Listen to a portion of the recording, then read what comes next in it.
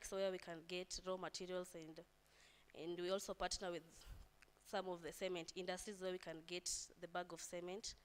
As my friend has said, now that we won't have to use a lot of cement because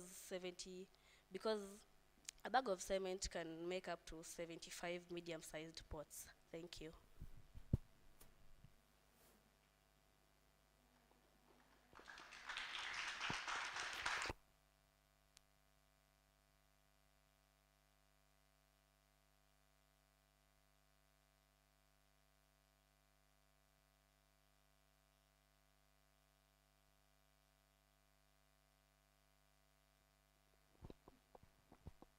Please, let's clap for them one more time, please.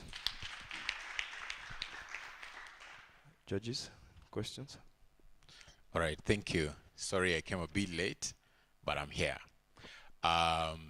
You've talked about your team, and I'm just curious, what is the technical background that they possess, or what are the skills that they possess in line with the product that you're trying to put out there in the market? Because if, for example, I'm working in a recycling industry, I would need somebody who is capable of, technically providing some assistance here and there. So it wasn't clear, or you rushed it, but just make it clear that among your team, who has done this before, or, passion and whatever it is. Yeah. Oh, okay. I think I've done it before. Okay, I've done it before. At my home place, I've done it before. But I didn't know that when I heard of Hult Prize, I said that what about giving it a try? Because we are making our product, we are able to plant there like like kales, flowers. So we create the vessels for flower. It's just a duplicate of example of a vessel. As I said before, we are creating duplicates, but we are using using recycled clothes, or these tattered clothes that are being thrown away that pollutes our environment. So we are using it to do such. So you're the only one in the team with the technical skill, or a past of having done that? Okay, technically we don't need more of skills, because it's kind of, if you did art and crafting, if you have the experience of art and craft, I believe it won't be that hard to model. It's like modeling, but now we're using cement. That's all.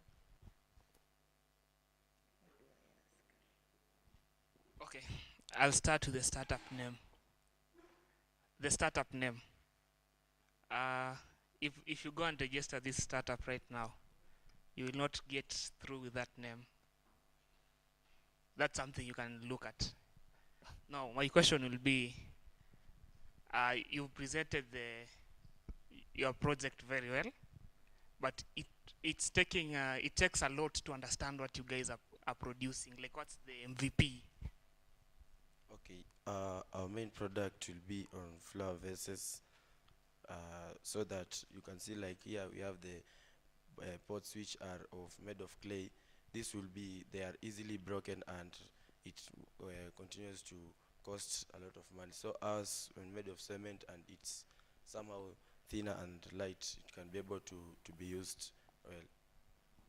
Okay, the next question will be, Okay, to add up on your question, so our product, as I've seen, we're just trying to being environmental friendly by reducing the wastage. So we came up with using of those cloths or those waste products majorly. We can also, it's not all about vessels and pots. Definitely is the only thing that you can use now because you don't have the what to showcase. But you can also even create a seed bed, a small seed bed, a small measurement of a seed bed so those people living in urban areas, more so Nairobi City, you just know, some people don't have land to grow their plants, and also the cost of things have risen up. So when you have your seed bed there at your balcony, You go buy some seedlings and you come and plant in your balcony. You'll have food and reducing the cost that you use. So since everything is high right now, so it's not all about pots and vessels. Okay, my next question will be, where do you view your startup in the next like 5 years from now, and what will be its value? Because I think you missed out on that on your slides.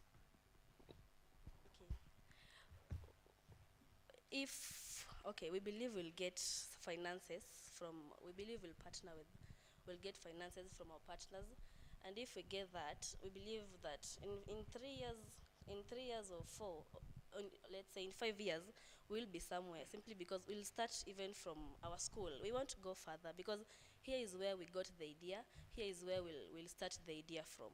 So in the next 5 years, when Hult Prize will still be there, we'll at least, you can come get, we will even exhibit our products online and maybe sell them widely. Thank you for that presentation. And which SDGs are you aligned with? And what's the impact in terms of human impact? Is it just a business for generating profit? How are you engaging with the community? I'd like to know that. Thank you.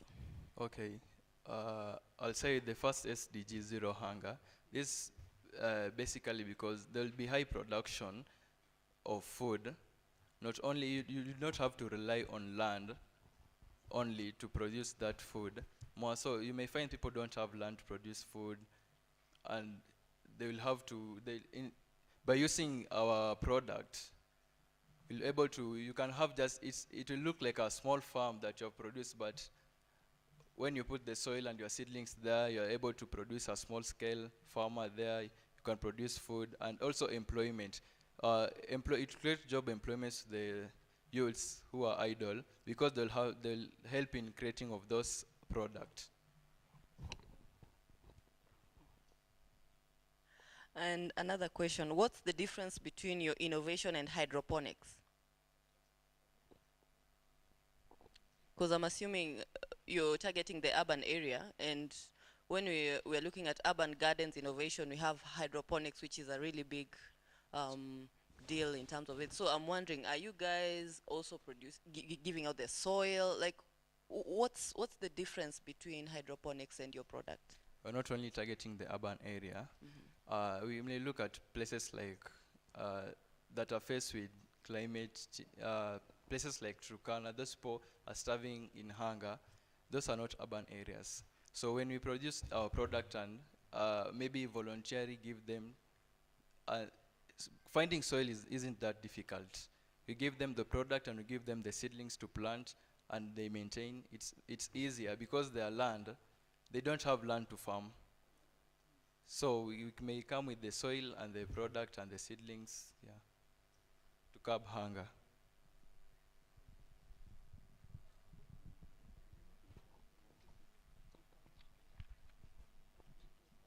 No further questions? No further questions from the judges? Okay, let's clap for Mini Militia. As a lawyer, please check the patent of the name.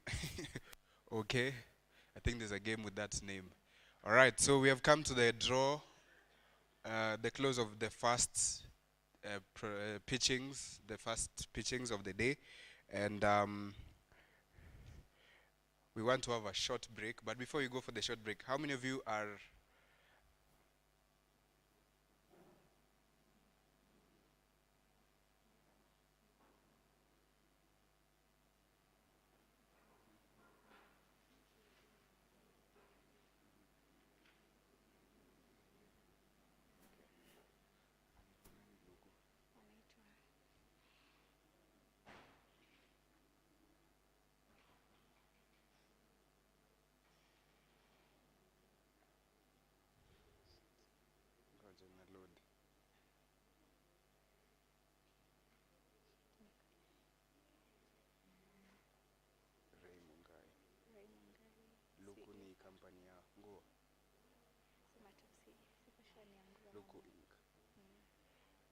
All right. So before we do a short entertainment break, we have Mrs. Talent ANU who will be helping us to shake our bodies for a bit. But before that, we have special people who have joined us as the competition was going on. The first one is Mr. Andreas. Can you come kindly to the stage and introduce yourself? He's one of our judges. Please, let's clap for him.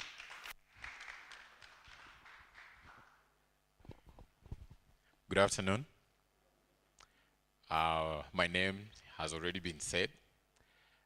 I'm Andre Otieno.